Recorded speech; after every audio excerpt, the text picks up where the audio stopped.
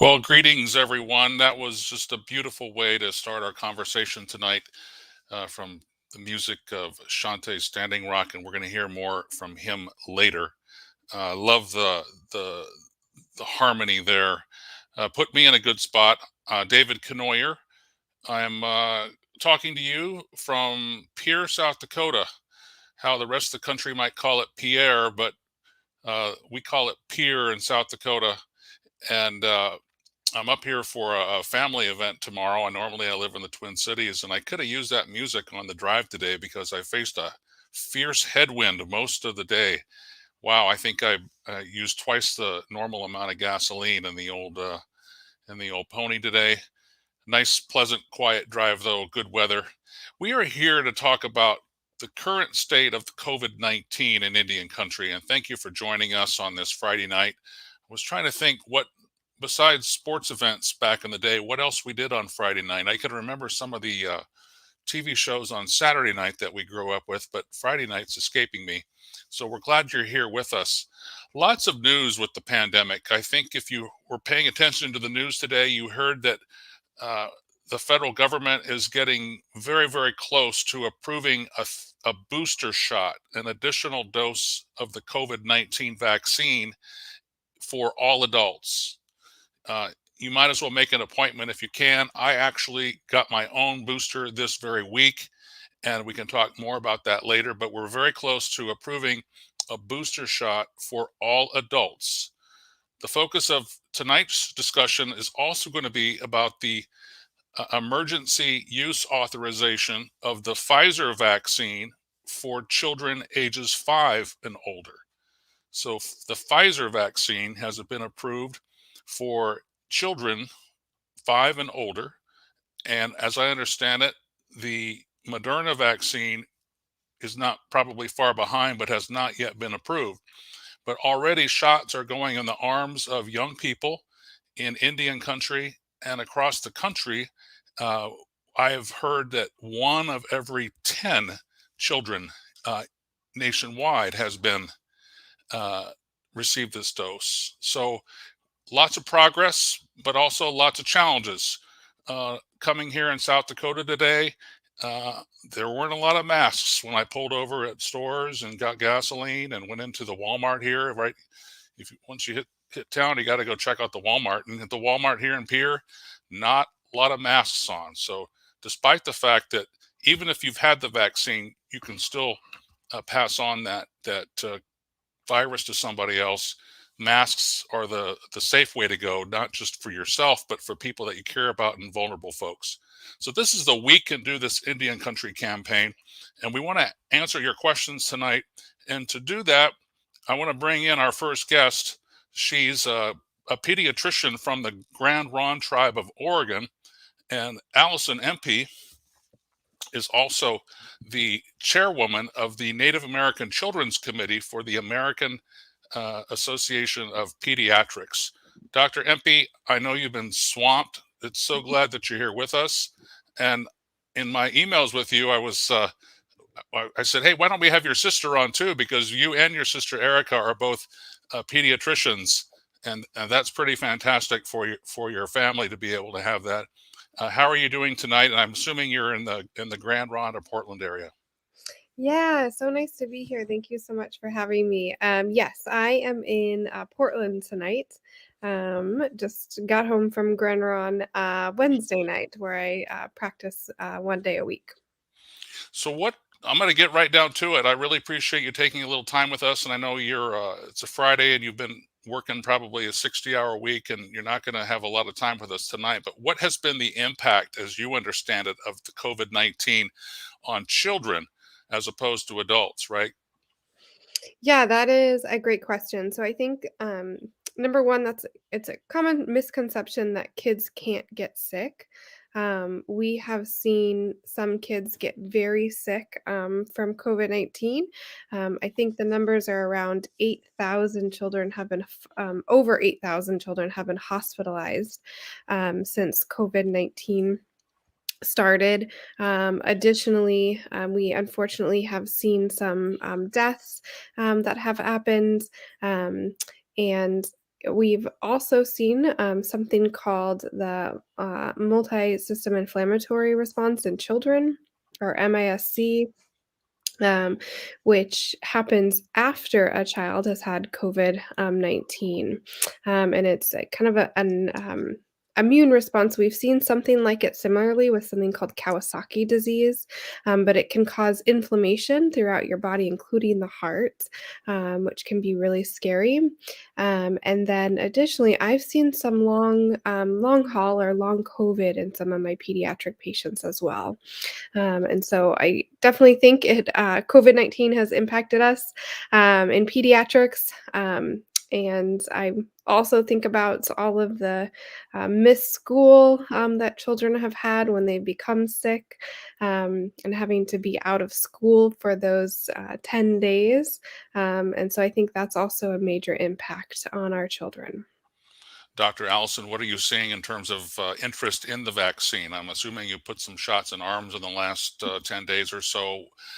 Is there a lot of interest in it? I mean, nationwide, I think the Secretary of Health and Human Services this week said 1 of every 10 children nationwide already has has jumped on board and had the shot. What are you seeing? Well, we did a mass vaccination site at the hospital where I work, and it sold out or was filled up almost immediately. That's in the Portland metro area. And then, at my tribal clinic, we have vaccines that are available. Um, and I'm seeing a little bit of questions that are being asked, understandably so. But we've been getting some shots in arms for sure. Why is it important for children to be vaccinated? You talked earlier about they have been sick, they can get sick, it can be quite serious. Why Mhm. vaccinate your kid? I think exactly that reason. I think missing school. I also think about protecting our community and protecting our elders. We've seen breakthrough cases that have happened with people who've even been vaccinated, and so it's important to think about the spread of it as well. What what are some of the possible side effects, as you understand it, with kids? When I had the Moderna, the first two shots back in April and May, and yeah, my arm hurt like heck a little bit for half a day or so, and felt a little out of it. This week I had the booster, a little soreness in the arm and a little bit of fatigue, but other than that, my body was okay. What are kids more likely to experience? Yeah, so the doses that kids are receiving are actually one third of the adult dose. And so, what they saw in the studies, they had thousands of children in the Pfizer study. They actually saw less reaction to the vaccine than we were seeing in adults. So, yes, kids can still have kind of that localized reaction where their arm is sore and whatnot. And then, when we think about kind of whole body responses like a fever. We are still seeing some of that as well, but not as much as we saw with the adults. Are there really any downsides? There's a lot of folks probably sitting on the fence, right? Mm. You know, let me hear more, let me talk to more people, let me see what maybe my friends and relatives and coworkers are doing. Are there really any long-term or other downsides to not have your child vaccinated?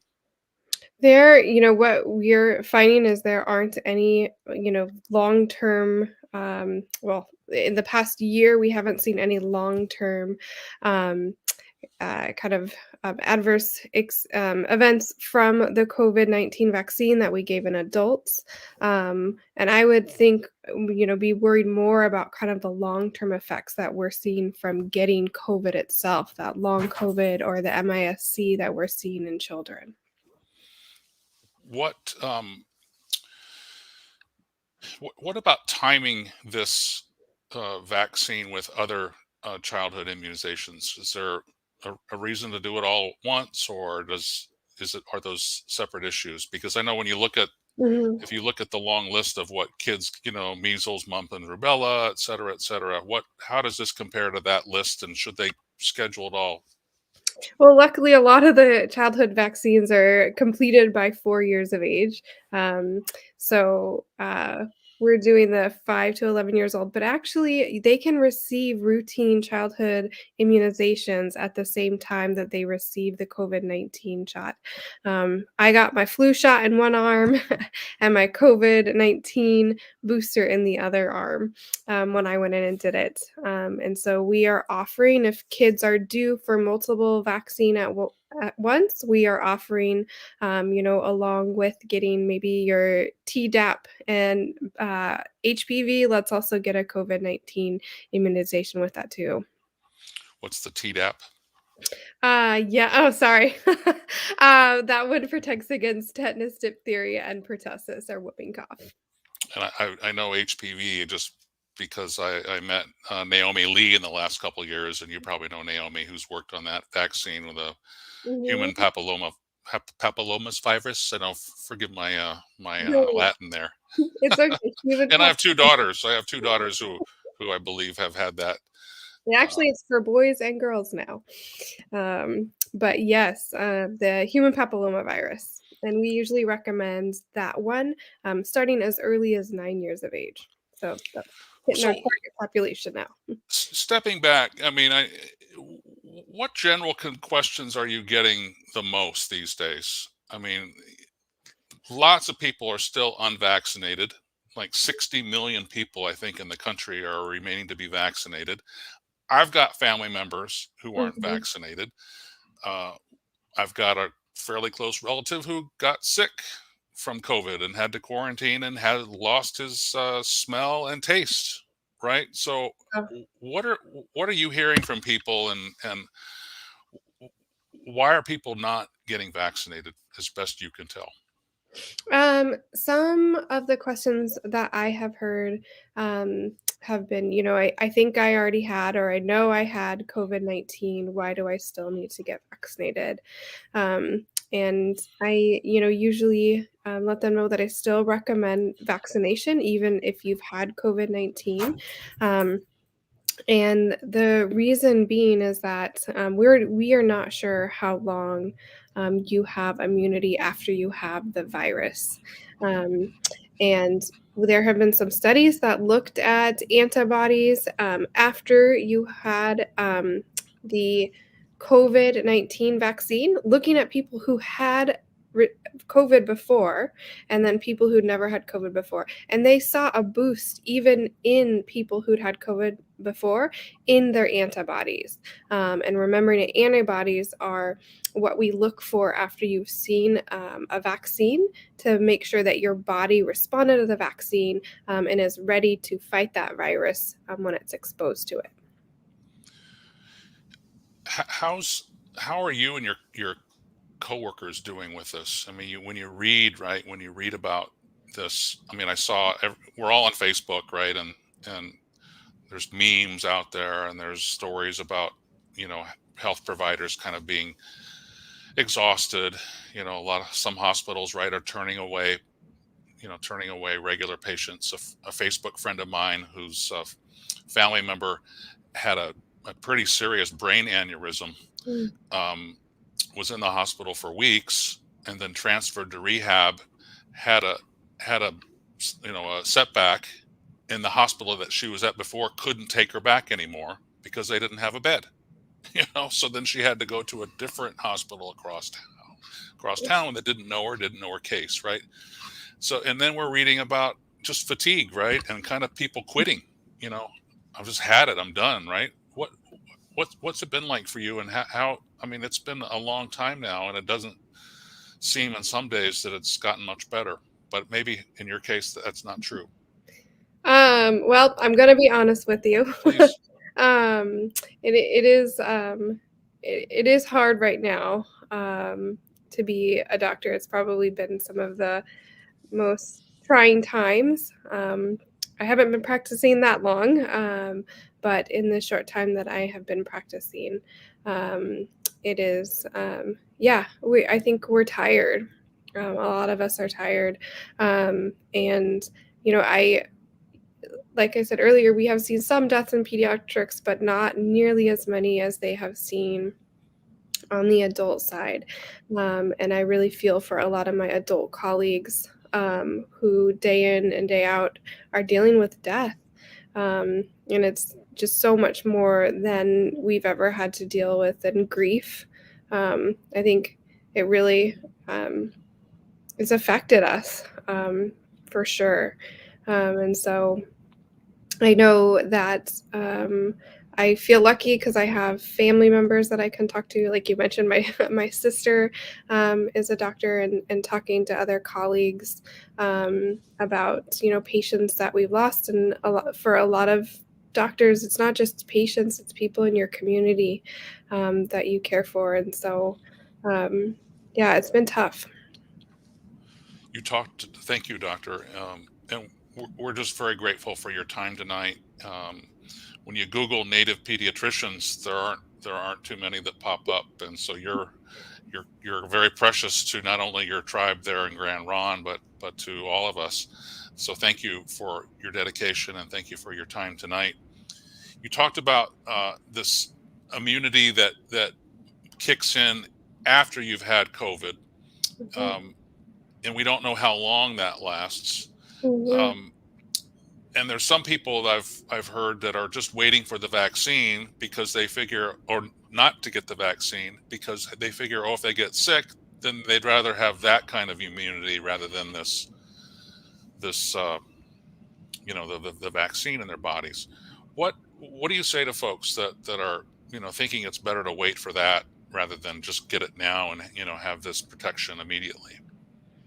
Yeah, I think I talk a little bit about, the how sick you can get from COVID, how we don't know how, each person will react to getting COVID when they get it, and some of the long-term effects you talked about. Someone you knew, losing their sense of smell, and that's, can last for months and years. Maybe we don't know yet. Um, and so I talk a little bit about that. Um, and then the other thing I talk about is, how a immunization works. It's helping your immune system. It's I've heard a lot of people say like, "Oh, I got a good immune system," and I really just think about the immunization as being a helper to your immune system, so that you can fight that virus even better. Absolutely. What you're I'm assuming at the clinic you're seeing children. Um, these kids are around elders, and they're around other kids at school. They're Mhm. bringing, I had young kids, and there was the sickest times, right, were when they were first went to preschool and they brought pink eye home and all this other stuff, right? And it's what happens, right? And maybe with masks there's a little less of that, but it just seems to make sense if it's safe to get kids vaccinated. Is it that simple with folks? I hope so.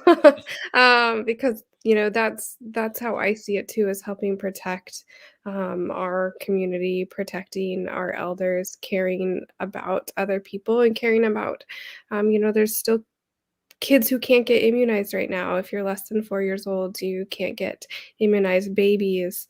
Um, so, I hope everyone sees it that way. And as we get more vaccines approved and we start vaccinating more people, I think it's been. I think I talked a little bit about how tough it is, but there's also a lot of hope. Um, and so I'm really hopeful as we start to see more kids, missing less school, um, and more activities hopefully opening up soon, and then the vaccine for kids less than 4 years of age. Here's a question on the screen, Dr. MP. Is it an immunization or a vaccination? Is it the same thing? This says, I understand that an immunization prevents a person from getting the virus. A vaccine mitigates the symptoms. Is there a difference there? Yeah, that's a great question. We have been using them interchangeably. They're actually the same thing, a vaccine and an immunization. Um, and how I think about the mRNA vaccine, which is Pfizer, which was approved for kids working, is that the immunization actually carries a little bit of the mRNA, which is a messenger RNA. And I almost think about that as uh, let's see, a recipe, if you will, a written recipe that your cells in your bodies take, and they can read that recipe and create basically a protein that appears on the virus. And then your body sees it's called a spike protein. Your body sees the spike protein, so not the whole virus, but just this little piece of the virus, and it creates antibodies against that spike protein. And that way, when your body is exposed to the virus with those spike proteins on it, it already has antibodies to help fight um, coronavirus. So it's thank you for that description. So it's still possible to get the virus, and it's still possible to get sick. But what the vaccine will do is lower the chances of getting the virus and lower the harshness of the symptoms. Yeah. Yeah, so the childhood vaccine they found was about 90% effective against preventing any symptoms from COVID. Well, Dr. MP, thank you for your time. Is there what final thoughts would you like to share with us before we let you go? Get some shots in arms. No, I think if you have questions, if you have concerns, please talk to your pediatrician or your family medicine or your nurse practitioner, PA provider. We are all willing and wanting to talk to people who have any questions about vaccines. And there's more information at vaccines.gov. And there's more information at We Can Do This, hhs.wecandothis.gov as well. Dr. MP, thank you so much for everything you're doing for your tribe and for your family and for Indian country. And I hope maybe we can get you again on one of these discussions in the coming weeks. But I hope you get a little rest tonight and take care of yourself. Thank you so much for having me. It was so nice to be here. Good night. Well, as I mentioned, this is the We Can Do This Indian Country campaign. And it's about having a conversation with folks, right? We're not here with, we know best. We're not here with, why haven't you done this? We just want to have a conversation because it's about the circle, right? It's about keeping the circle strong. And we're all part of the circle. We're all part of the circle. I didn't get the booster vaccine this week. Just for me, I got the booster vaccine so that in a month from now, I can go see my near 80-year-old parents with a little more peace of mind, right? My father's diabetic. Um, my mom is pretty good health, but my dad has been in and out of clinics and hospitals, and uh, they've both had their vaccines, and the last thing they need is to catch COVID, and so I'm just doing that for them, right? So I thought long and hard about doing it, and it was very pleased to be able to get the booster this week. I think ahead of the curve, right? Because as I said to open the show, the federal government, the FDA, the CDC is this close to approving a booster shot for all adults. So you might as well make your appointment and do that. We Can Do This .hhs.gov and vaccines.gov are two sources of great information.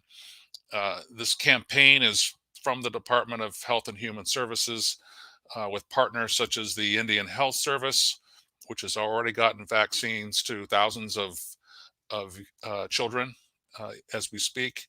The Indian Health Service, HHS, local partners such as the Rocky Mountain Tribal Leaders Council, just to promote these conversations, right? It's about conversations and asking good questions to help folks understand and make choices on their own behalf. The campaign has had posters, flyers, some radio spots, and some social media ads. And I just want to give you a taste of a previous social media ad that features the voice of Superman, who's a pretty well known performer from southeast Montana, Crow Reservation. Superman blends hip hop and tribal culture, and you've seen him dance powwow style. And I believe right now he's on the road touring in places from California to Minnesota and beyond. So let's just have a quick taste. Got to pay attention now. This is a quick 15-second spot, but gives you the energy of some of the pieces of this We Can Do This Indian Country campaign. Honor our past, be influenced by those who came before us, and rise to make a difference. It's easier than ever before to be a modern-day warrior. Let's get vaccinated so we can get back to making history. We can do this. We can do this. Superman. Let's bring in another guest. And we're talking about Indian country tonight, but we're having a little focus on the Dakotas and Montana. I'm talking to you from Pierre, South Dakota, and I wanted to bring in Ruth Buffalo if she's available.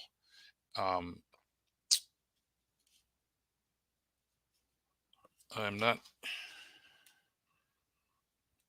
hearing if she is. So um, before we bring in State Rep Ruth Buffalo from North Dakota, uh, let me play for you a part of the presentation that Dr. Anthony Fauci of the federal government made to the White House summit for tribal leaders this week. Now get your pen and pencil ready, because this gets pretty detailed about some of the more technical aspects of the whole pandemic. And Dr. Fauci spoke right after Secretary Javier Becerra at the first day of the Tribal Leaders Summit this week, and he talked about how the pandemic is still very, very, very negative in Indian country, which has by the highest rates of hospitalization and infection by population. So let's watch. It's about 5 or 6 minutes with Dr. Anthony Fauci.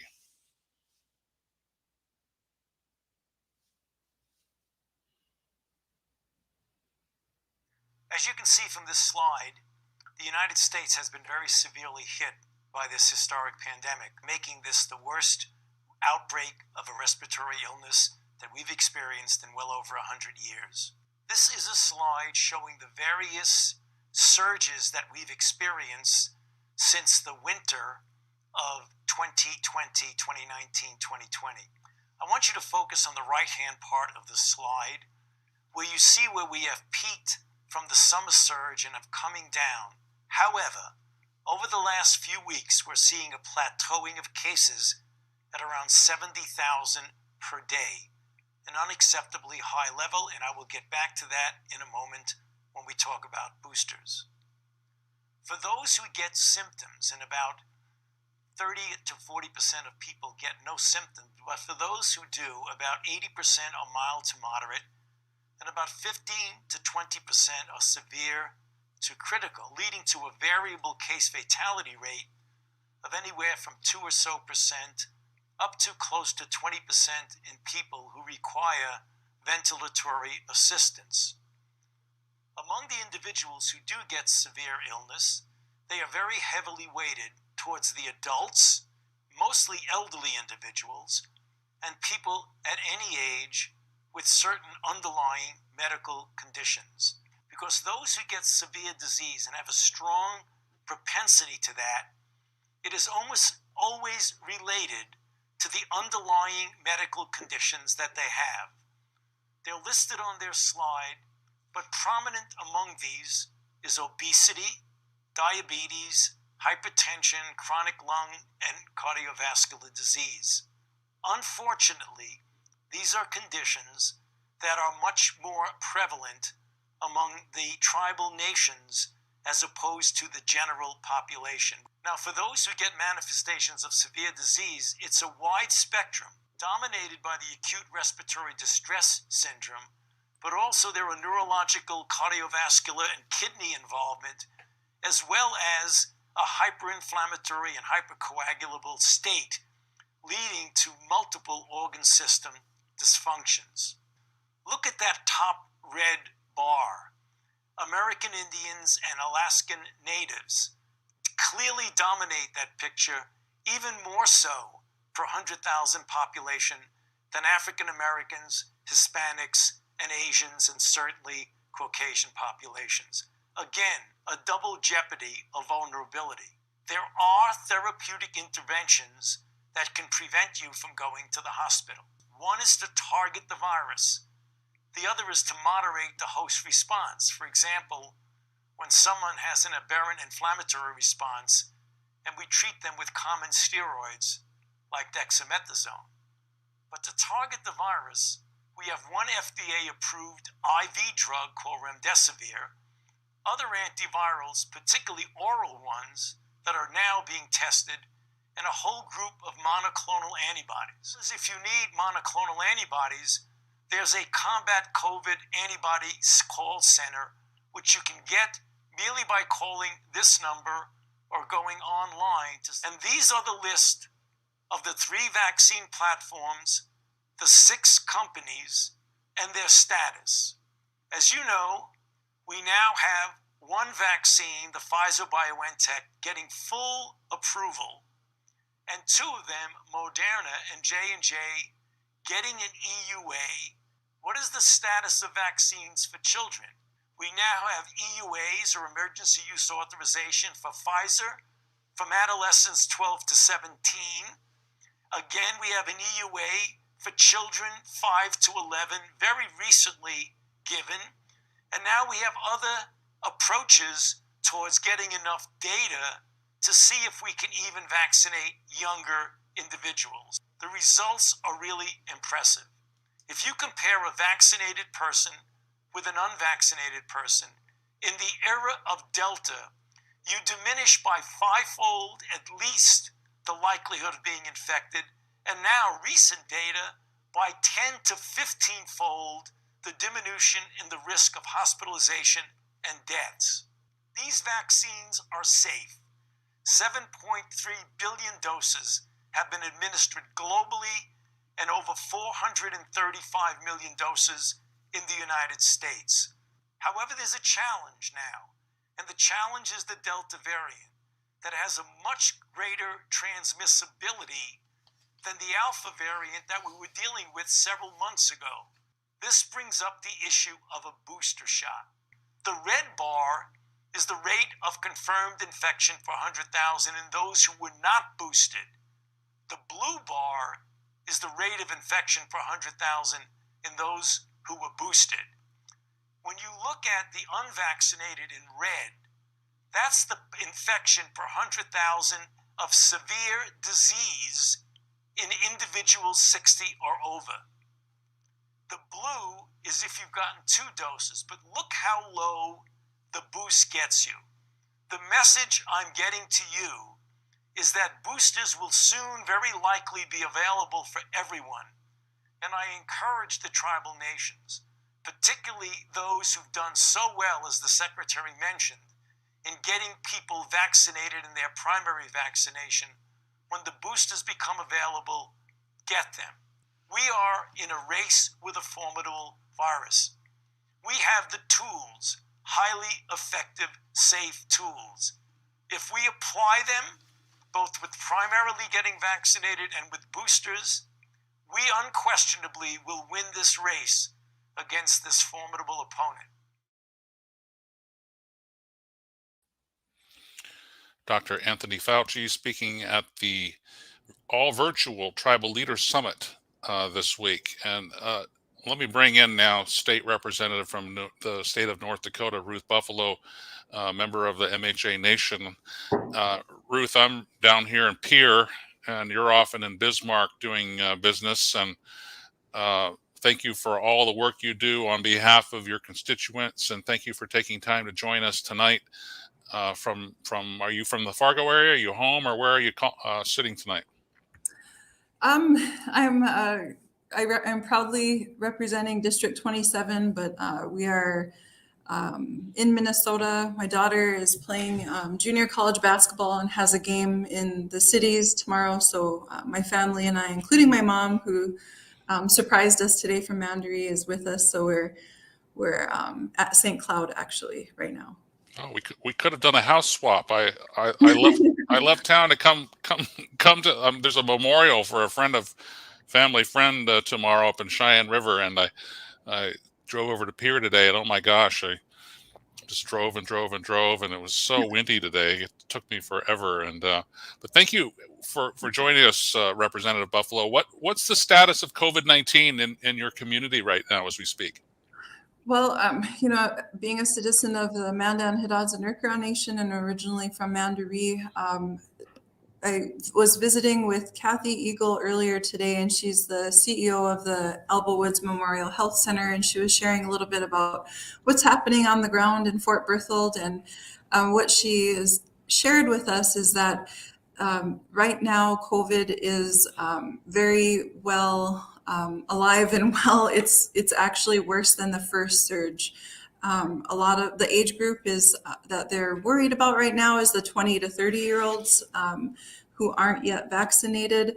It is hopeful, she said, that now that the younger kids are able to get vaccinated, but there's still concern with, grandkids being with their grandparents, which is hard to part the two from each other, and being in a lot of multi-generational families. That's also a concern back home, but on Fort Berthold Indian Reservation, they have done a lot of vaccines and testing.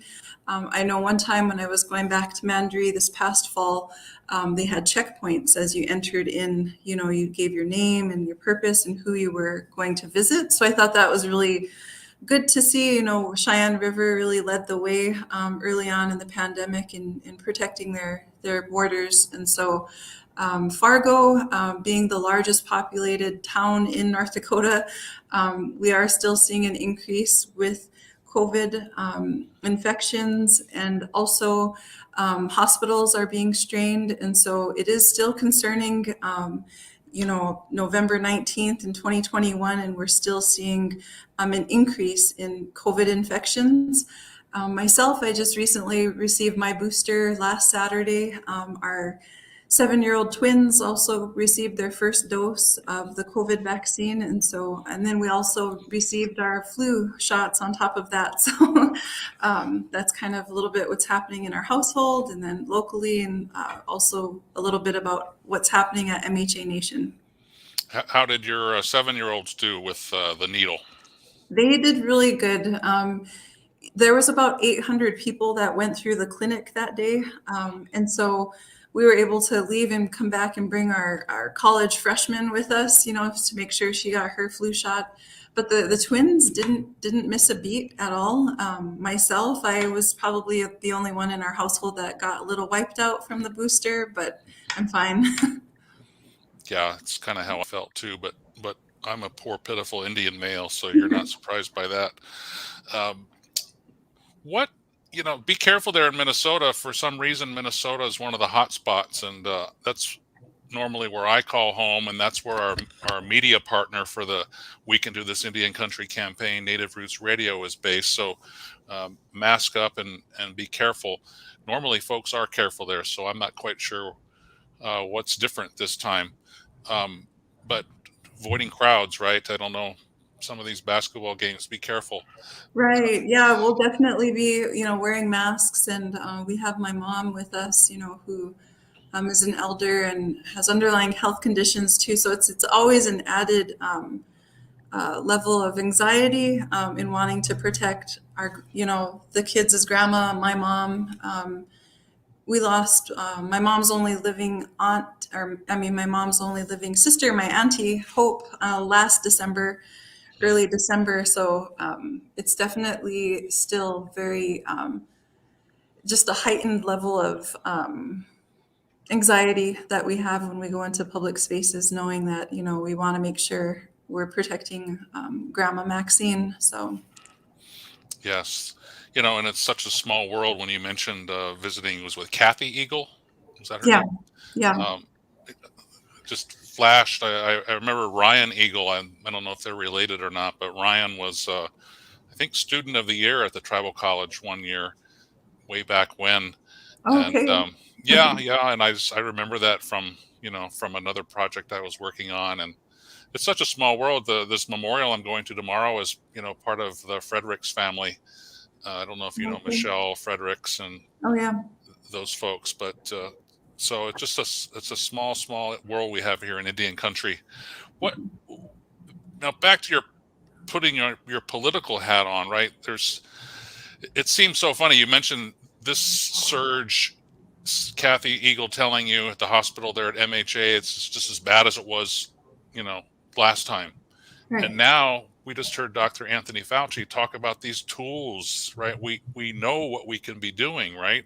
Before we were just masking and keeping away from each other and washing our hands, and we didn't have as much information. And now we have this vaccine, and the surge is happening again, right? I think one of the European countries, Belgium or some ways, is thinking about a total lockdown again, right? Is it? And some places are talking about, get a vaccine, but I'm not going to make you get a vaccine. I'm pro-vaccine, but mandates don't work. Right. What do you think about that? Well, just coming off of our special session last week in Bismarck, the governor called us back in by executive order, primarily, mainly, solely to focus on, the disbursement of the ARPA funds, America Rescue Plan Act funds, and then also to vote on the new redistricting maps. However, there were a few other bills that got introduced through the Delayed Bills Committee, and a lot of them were anti-vaccine mandates, and of course the ban on critical race theory also. And all of those bills passed during our special session. And the common theme for the anti-vaccine, legislators don't want to have, they want a ban on vaccine mandates. And so primarily it was to protect businesses. And so in North Dakota, there's a lot of different data out there, but this one right here, it is North Dakota, 433,341 people, or 56% of the state has received at least one dose. Overall, 368,413 people, or 48,000 of North Dakota's population, has been fully vaccinated. And then also there's, more information on our website in North Dakota, the health.nd.gov/COVID-19 vaccine/dashboard. So North Dakota political landscape is very red. We're a trifecta where the governor and the majority of the in the House and the Senate is held by the same party, which is the Republican Party. And so there is great resistance in our state regarding vaccines and mandates. In fact, our governor had joined, I think, at least 5 other states in a lawsuit demanding that they do away with the vaccine mandates, and actually, quote unquote, referred to Biden's vaccine mandate at the federal level as being very misguided. So, wow. We did have a speaker on a conversation a couple months ago also talk about, how nobody likes to be told what to do, right? However, when you look at the data, right, and you look at who's getting vaccinated and who isn't, and what happens to those folks, Dr. Fauci, as you were probably turning your computer on, we heard from Anthony Fauci a few days ago, and he talked about these studies from Israel, right, that have looked at the waning efficacy. Basically, the shots kind of lose their effectiveness, right, which is making the case for the booster. And so once you get that booster, the data from the study in Israel, right, shows that, it's many, many times more likely if you don't get vaccinated that, you're going to end up sick, you're going to end up extra sick, or you might end up hospitalized, and just a tiny possibility of of that happening to you with, after the booster. So you look at that data and you're like, who wouldn't do that? Right? Who wouldn't do that? But we have folks in our families, we have folks across the aisle, we have folks, in political positions that think differently than you. How do you start a conversation with folks like that? I think just, trying to humanize the issue, talking about our loved ones. I was out in Valley City yesterday speaking alongside Nick Archuleta from North Dakota United. And an elderly gentleman came up to me after our talk and shared that he had a mishap. He fell and broke some ribs, and then found out he had COVID. But he had shared that he believes he's immune to COVID as well. So just very interesting, like you mentioned, broad spectrum of different beliefs out there, but I believe humanizing the issue, and really we shouldn't wait until it affects us directly or impacts us directly. We should already be trying to help protect our neighbors and people that we don't even know, because this is real. And, during the pandemic, I know we all have stories, of families and friends who have lost both parents way before their time. And so I think that's probably a common theme for many of us who have public health backgrounds. I went through the NDSU's American Indian Public Health Specialization in the Master of Public Health program. But a lot of what prompted us into this field was that we lose so many of our relatives prematurely. We have such high rates of premature death in Indian country. We have low life expectancies. And so I didn't get to meet my grandparents. They passed away a year before I was born. And so that's a lot of what has motivated me into public health and trying to work towards prevention and how do we help people live longer? How do we help people improve the quality of life for everybody? So I think really just humanizing this issue and trying to find common ground, because we all have families and we all love our families. And so how do we translate that and navigate, very different spaces where many people are depending on us and our voices in those spaces to speak up for them and to, just ask, like beg and plead, please protect yourself, protect each other. It's just something so simple, but, conspiracy theories or misinformation really are running rampant right now. So it's tough. Well, thank you for your time, Representative Buffalo. And before you leave, you talked about your public health friends, and I believe it's so cool what's happened in North Dakota State, UND.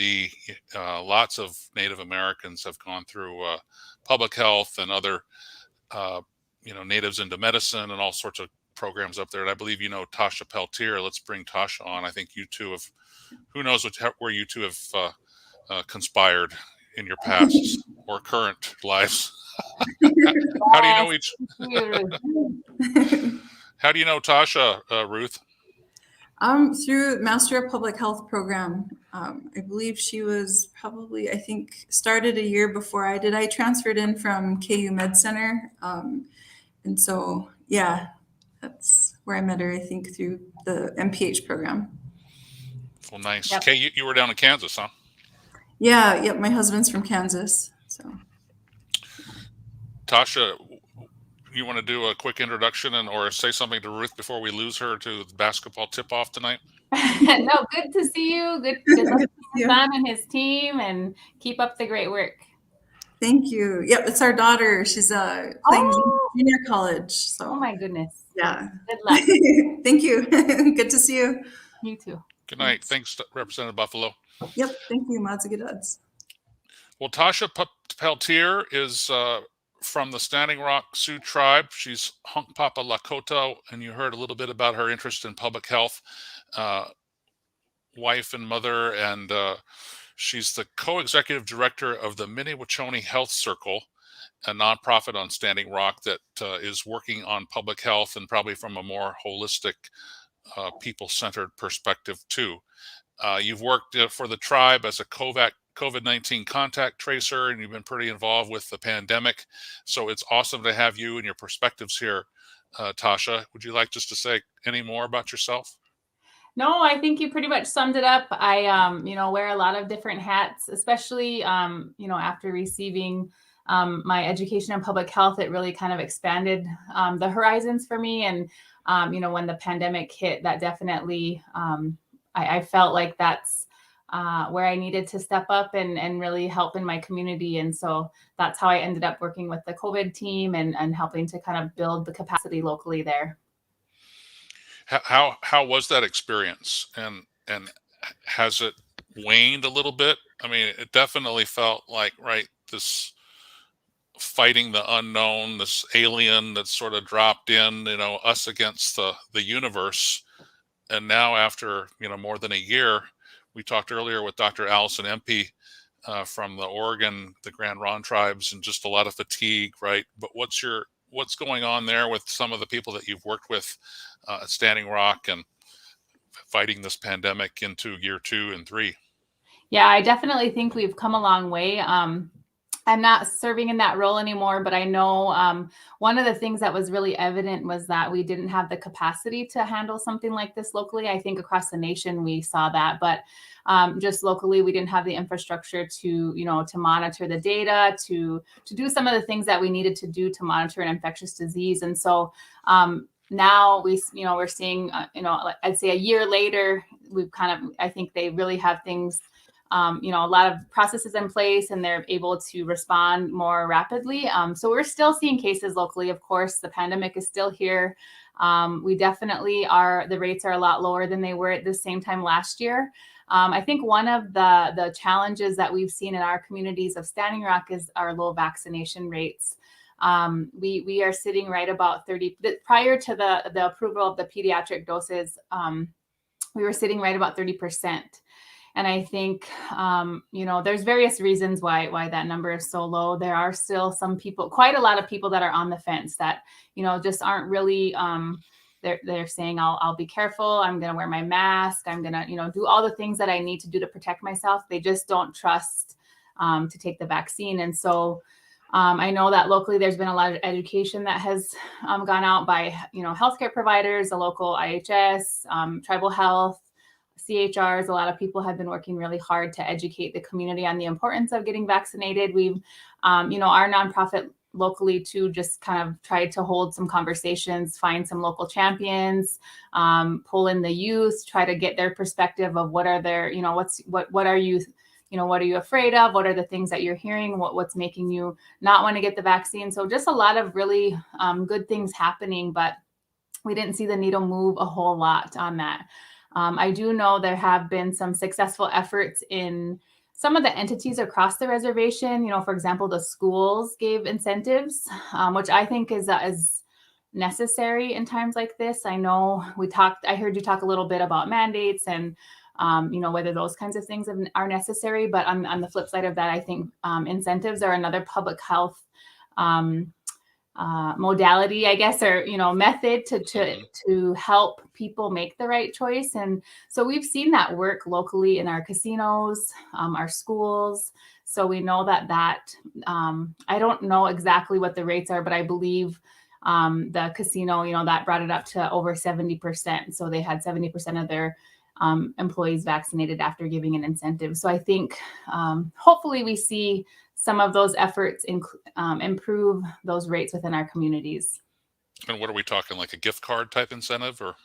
It depends. I think, no, cash for sure. So like the casino employees got $3,000, I think was what their incentive was. So really, and I do believe that was COVID relief funds that they used for that, which I think falls in line with the intent of those funds. I mean, I think anything that you can do to mitigate those risks are on the table. And so I do know that it's hard.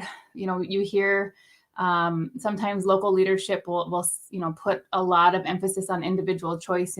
People should make those choices on their own. But when you talk about sometimes there's just not that motivation. They maybe haven't been touched personally by COVID or haven't lost somebody. It just makes it a little bit more difficult to make some of those decisions. So, and if there's fear too, that makes it more complicated. Right. Well, and it's easy just to sit at home or, just sit back and complain. I mean, hey, we all like to complain. And there's certainly I can't even barely pay attention to the news anymore, right? There's so many crazy things happening, and Representative Buffalo talked about conspiracy theories and all this stuff that I see the headline and I almost know the rest of the story, right? So I'm just like, you definitely tuned out. But I was saying earlier, I got the shot and I got the booster for my parents. I'm in my 50s, they're in their late 70s, and right, no shot, no holiday, right? I wasn't with them last winter holidays, so this year, hey, we're looking forward to that. But not everybody in my family has been vaccinated, and so those are some awkward conversations to have, right? With, well, don't hug grandpa, right? Or we can try to eat, in a more ventilated area, but it's not a simple conversation. And I can't believe that you can't convince anybody to take their medicine. Right. And, I think some of the, I've recently, been kind of listening to different tactics. And, I think in the beginning, we put a lot of emphasis on, things like our, Lakota and Dakota values of being a good relative and, doing what's right for, the better good. And I was reading an article about how that really turns people off, when you shame them.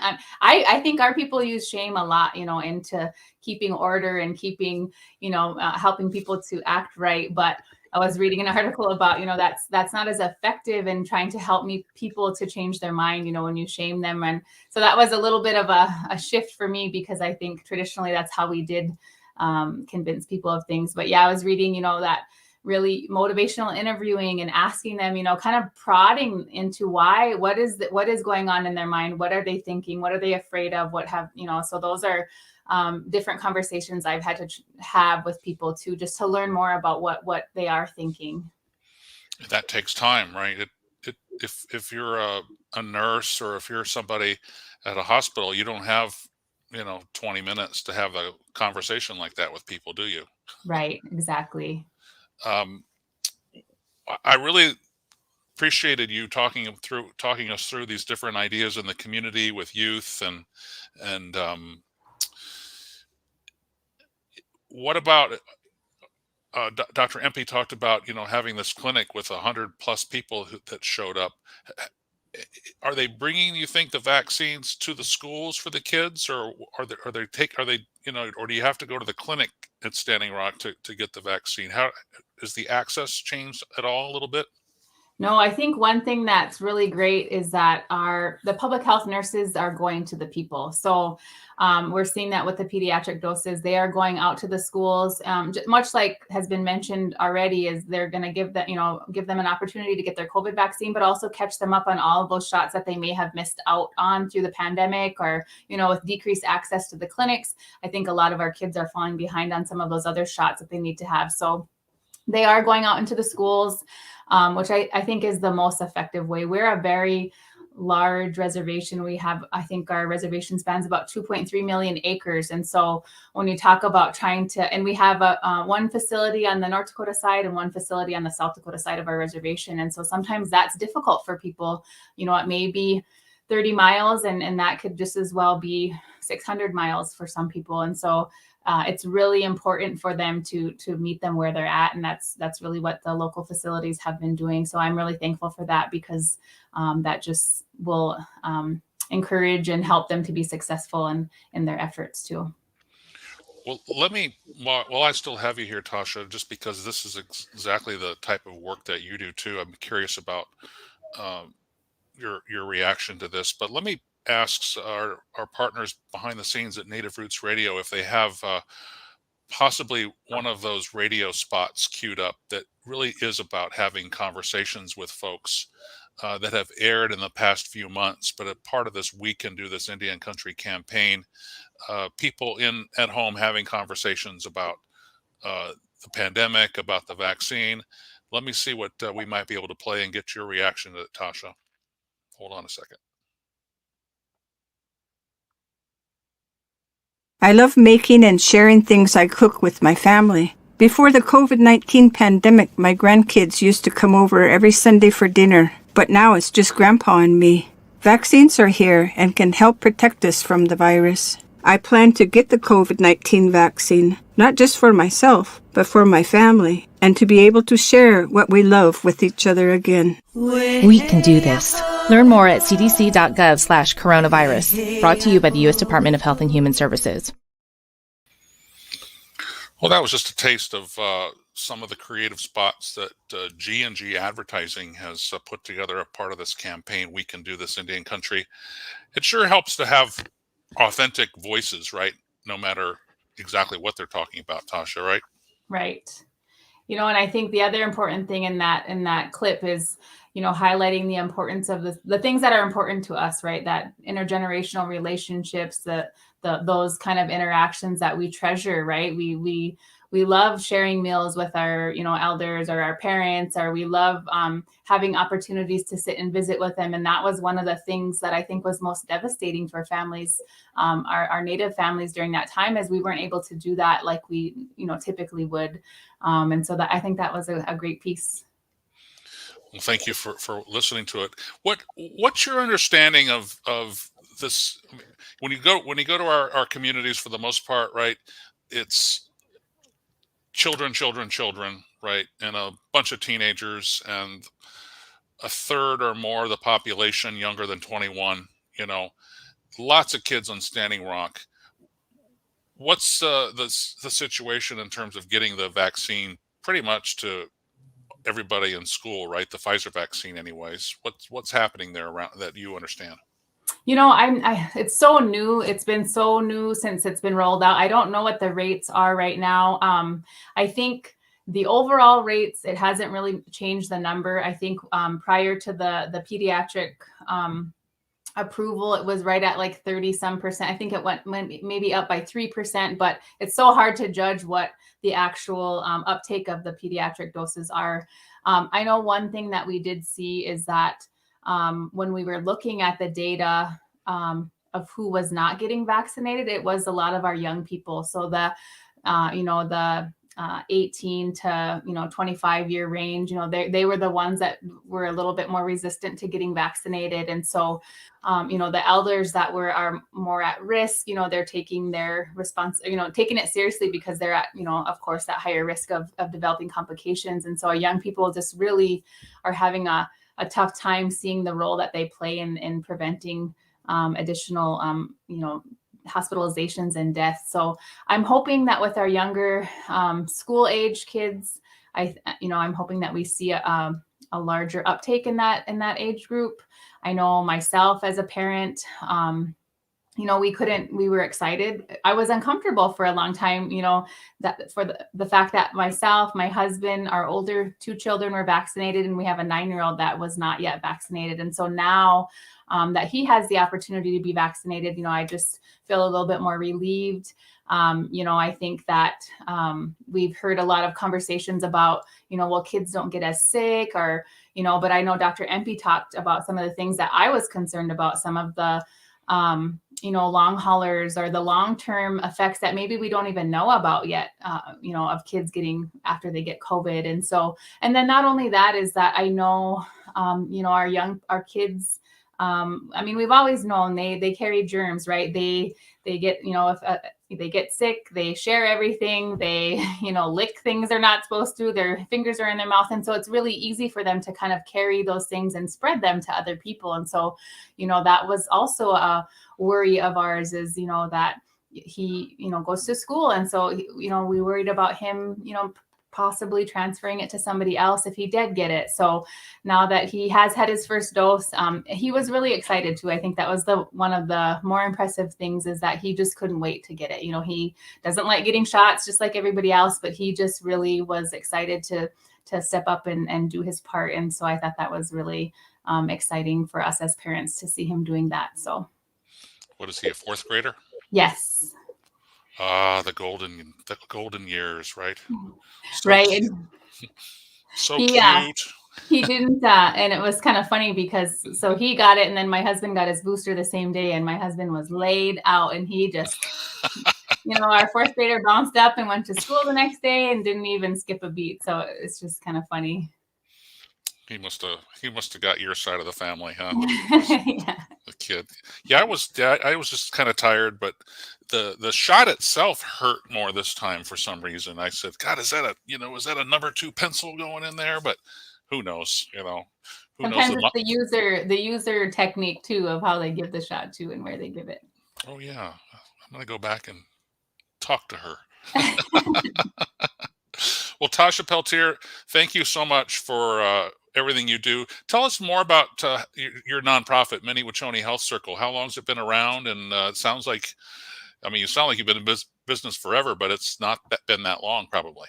No, actually, so the organization was kind of started during the NODAPO camp when they were providing kind of holistic Mm. services in camp. And so when camp, when everybody went home and it was done, there was a group of organizers that wanted to continue the work. And so myself and Elena Eagleshield are both from Standing Rock and both have public health backgrounds. And so we were approached and asked if we wanted to be to help lead this. And so we've been doing that since 2019. And we don't have physical space or anything, but just doing a lot of really great things in the community with trying to promote health and wellness that's rooted in our traditional ways of thinking and being. And the pandemic really highlighted that. We saw people utilizing our teas, our medicines to try to, help keep themselves safe, but also to help them manage symptoms if they did catch COVID. And so I just think it just highlights the importance of us really uplifting some of that knowledge that we know has been in our communities forever. And so,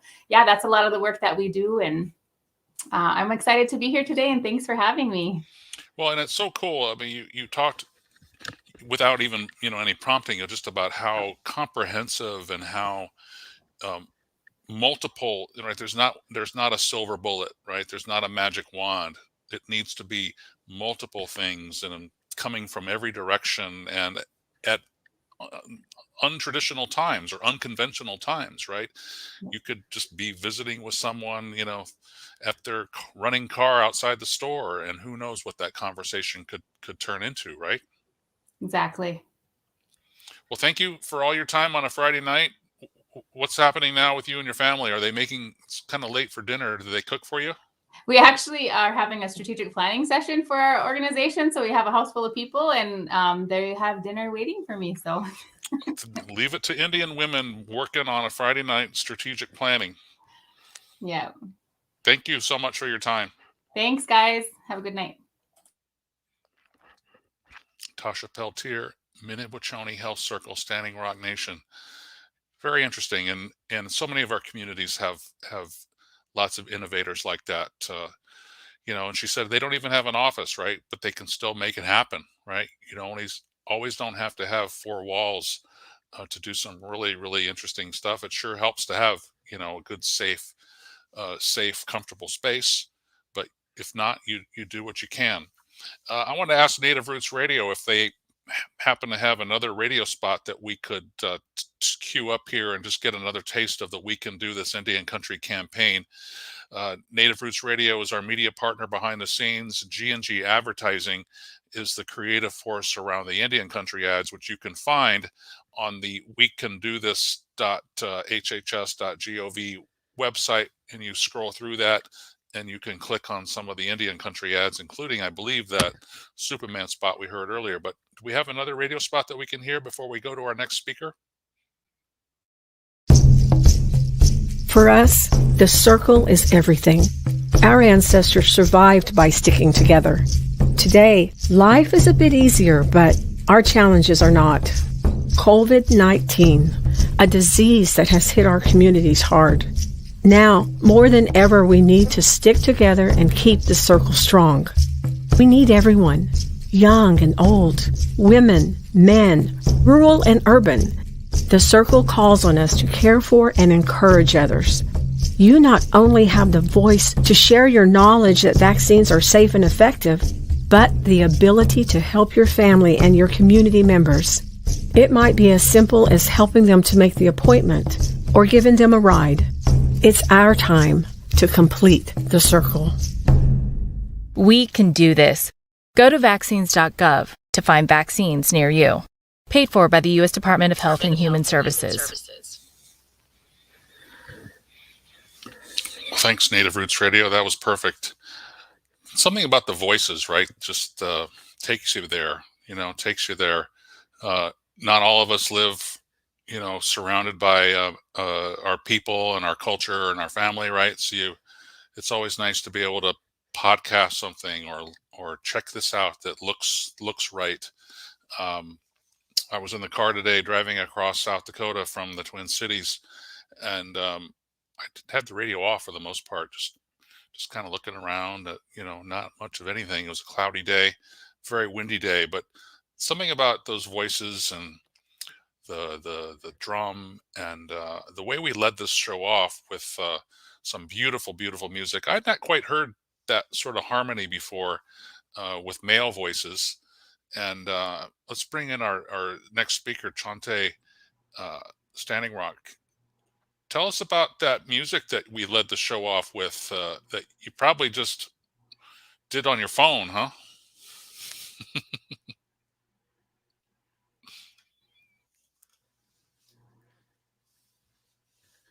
You kind of broke up there for a little while. Can you repeat Oh, that, please?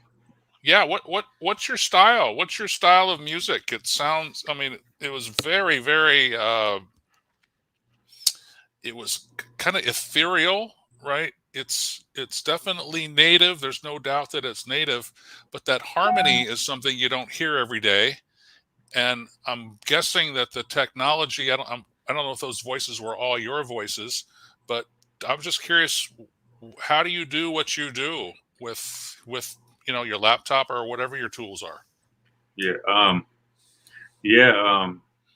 The music I sing comes from my music I sing comes from my Cree people, comes from a round dance ceremony. So these are round dance songs I sing.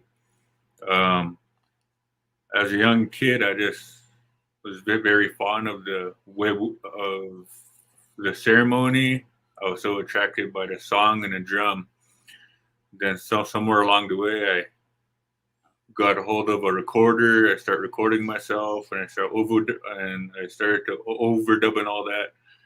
And as of right now, I'm a music tech major at Montana State University Bozeman, and they taught me over there how to use this recording equipment. So I went ahead and I invested in my own recording equipment, and all of those voices you hear in my songs, they are me. And what I do is I just record over my main track just over and over, and I put all these different voices in from high to low. And yeah, that's it. Let me ask our folks at Native Roots Radio if they can play just 30 seconds of how we started the show, just to give people an idea of what you're talking about, and then we'll come back and talk more about it. We'll see what they can pull up.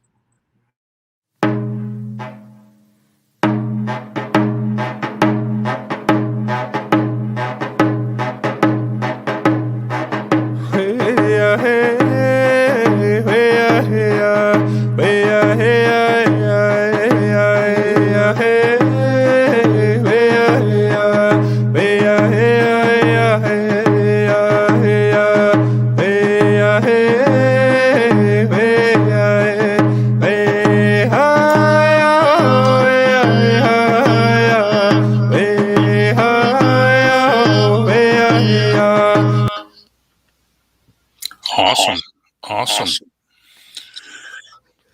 So how many tracks did you have going, Chante? I can't remember exactly how much I had in that track, but normally I'd put like 6 harmonies in one track, so 6 voices in one track. And where I got the harmonies from actually is I grew up going to ceremonies, and I got to listen to some recordings from the Yankton Sioux people, from the Native American church, Peyote Way of Life. Hearing their music and then hearing their harmonizing, like their harmonies, they really inspired me. Like, I'd like to do that on my own. I'd like to see like how I can include that into my own music, because it makes me feel good. So, yeah. I was curious. I actually have people. Canoyer is a Yankton name, and my grandfather was one of many brothers. So there's Canoyers all over the place, including some of the elected leaders at Yankton. Where did your name come from? If you're Chippewa Cree from the Rocky Boy Reservation on northern Montana, sounds like you have a Lakota Dakota first name there. Yeah, my mom named me. It comes from the Lakota people, Chante. Yeah, meaning I believe heart. Mm-hmm. And then I heard from one of my white friends. They told me that my name actually means to sing in French. Hmm. So, you've got it covered. Yeah. How did you end up at Bozeman? I've never been there, but I know it's supposed to be a beautiful place. Quite a few Native students. There's MSU up at Havre too, which is a little closer to Rocky Boy. Probably no music program up there. What was it about Bozeman that attracted you? A friend at the time, while back in like 2016, 17, told me about a music program down there. She asked me, "What do you want to go to school for?" And at the time, I wasn't really planning on going back to school. And she told me that they have this music program, and I was like, "Well, I guess I'm going to school then." So. Yeah. I heard about that new building they dedicated for some of the Native American student services, and I don't know what else is in there. What were you at that ceremony, and what's that building like? I was at that ceremony. I was also a part of the planning for the building as well. The ceremony for that grand opening on behalf of the American Indian Hall was great. It was fantastic. The university invited myself to go down there and sing for the grand opening, and they told me that I will be singing for all these dancers, and I was like, you know what? I don't think I'll be able to do it alone. I'm going to bring down my family as well. So I took down some of my brothers and some of my uncles to help me sing. And that building is very great. It has a room specifically for singing, and for smudging, where we can hold like little ceremonies and things like that. So yeah, it's a really great building. Well, it's nice that you were part of the opening there. I didn't realize that. I just was communicating with a friend of mine. You've got to look him up. But when you brought your family down, I guess that's your way of layering them in under. You couldn't like duplicate your own voice in the moment, so you had to bring in the real thing, huh? On other tracks. Yeah. Check out. I don't know how much he's hanging around the university or not, but I'm gonna bug him after this conversation. But Joseph Gaughan is from Fort Belknap, and he was at that. He just said that he was at that ceremonial opening of that new building. He's on a sabbatical, hanging out in MSU Bozeman, but he's from Fort Belknap, and he teaches back east, and psychology professor. Very interesting guy. I don't know other Montana State people. Wayne Stein was there for years and has retired, probably ahead of your time. I forget what reservation he's from. Fort Peck, maybe. Anyhow, thank you so much for joining us. Your music is fascinating, and I'm just wondering before we end, what's the pandemic been like for you and your family and the last year plus? I don't know how it impacted school, but what's COVID been like to you? I caught the virus in late December, and it was rough. It was really rough. I lost my taste. I lost my smell. That first day, I lost my balance.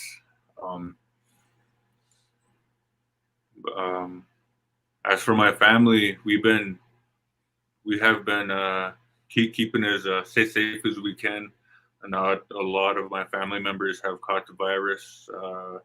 Majority of us, my family, we are vaccinated. There was only a handful of my family who have caught the the virus. And as for the community, there has been some deaths. I guess all I can say about that is we're doing our best. Yeah. Well, glad you recovered, and hope your family stays well. Hope Rocky Boy stays well as a community, and really, really appreciate you and your music. I'm a little jealous. I'm a recovering TV person. I guess we're still doing TV here, but a little over the hump. So really listening to you. I have my little Zoom recorder. I don't know if you use Zoom to record some of your tracks out in the field, but it's just amazing what technology and creativity and indigenous thinking can do. So do you have CDs out there yet or anything like that you want to talk about? I do have an album out that is on Spotify, and it's on iTunes, and I do believe it is now on all music platforms. So you could search me up on YouTube. You could search me up on SoundCloud. My album is out there, and actually, after this event here that's going on now, I will be starting my second album, A Song for You. Yeah. Nice. So we just look up your name, Shante Standing Rock, and it'll take us there? Yep. CHONTAY. Mm-hmm. Cool. Well, this has been, I don't know if you were going to maybe give us another little sample of your music as we close. Was that the plan? Yeah. Okay. Well, I just want to thank everybody for joining us. This has been a great conversation, and we're going to do another one of these in a couple weeks. And I don't know, maybe Shante will come back. The We Can Do This Indian Country campaign. How do we have a conversation about the vaccine, about masking up, about staying safe, about staying vigilant, right? It's a tough virus, right? And we saw Dr. Anthony Fauci, it's a horse race, and we've got the vaccine, and we have now therapeutics that if you do get sick, there's therapeutics that are coming that can make those symptoms not so tough. So we have the tools, and how do we stay on top of it in terms of information? Go to vaccines.gov, wecandothis.hhs.gov. But thank you for joining us on a Friday night. And to take us out, Shante, the platform is all yours. Thank you for being with us. You're welcome, and thank you for having me. I'll go ahead and sing a couple verses here. And